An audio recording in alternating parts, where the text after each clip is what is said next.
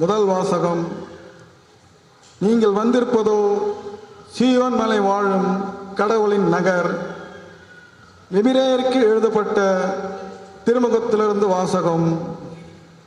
சகோதரர் சகோதரிகளே, நீங்கள் வந்து சேர்ந்திருப்பது தொட்டு உணரக்கூடிய தீப்பற்றி எரிகின்ற இருள் சூழ்ந்த மந்தாரமான சுழல் காற்று வீசுகின்ற சீனாய் மலை அல்ல.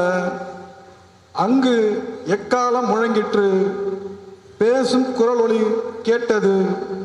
அக்குரலை கேட்டவர்கள் அதற்கு மேல் தங்களோடு அது ஒரு வார்த்தை கூட போச வேண்டாம் என்று கேட்டுக்கொண்டார்கள். நான் அஞ்சி நடுங்குகிறேன் என்று மோசேயே சொல்லும் அளவுக்கு அக்காட்சி அச்சம் விளைவித்தது. ஆனால் நீங்கள் வந்து சேர்ந்திருக்கும் சீயோன் மலை வாழும் கடவுளின் நகர், விண்ணக எருசலேம், அதனை பல்லாயிரக்கணக்கான வானதூதர் சூழ்ந்துள்ளனர். விண்ணகத்தில் பெயர் எழுதப்பட்டுள்ள தலைப்பேரானவர்களின் திருச்சபை விழா கூட்டமென அங்கே கூடியுள்ளது.